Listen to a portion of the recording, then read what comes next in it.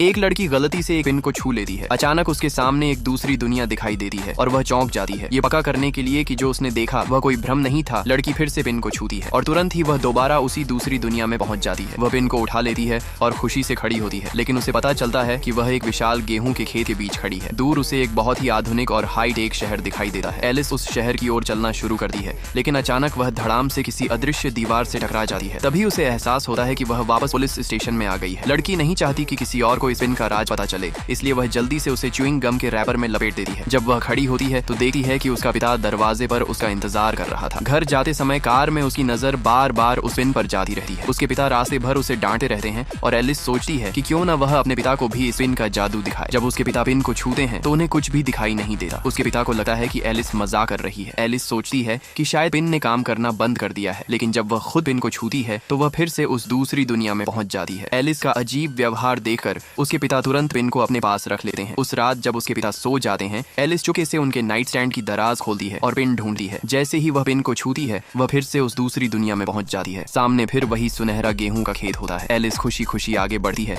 लेकिन अचानक उसे एक अदृश्य दीवार रोक देती है। एलिस हाथों से टटोल कर समझने की कोशिश करती है और उसे लगता है कि यह उसके पिता के कमरे की दीवार होगी। वह धीरे धीरे दीवार के साथ साथ चलती है और आखिरकार दरवाजे तक पहुंच जाती है। अब उसके सामने कोई दीवार नहीं होती, लेकिन जैसे ही वह शहर की ओर कदम बढ़ाने वाली होती है वह दूसरी मंजिल से पहली मंजिल पर गिर जाती है। एलिस फिर से पिन को छूना चाहती है, लेकिन घर में जगह कम होने की वजह से वह पिन को फिर से लपेट देती है। फिर वह अपनी साइकिल लेकर सड़क पर निकल जाती है। बाहर जाकर वह पिन को छूती है और देखती है कि पिन अभी भी काम कर रही है, इसलिए वह साइकिल चलाकर एक खुले मैदान में जाती है। जब वह वहां पिन को छूती है तो इस बार कुछ अद्भुत होता है। एलिस सीधे उस हाईटेक शहर के अंदर पहुंच जाती है, जहां लोग जेट पैक पहनकर हवा में उड़ रहे होते हैं।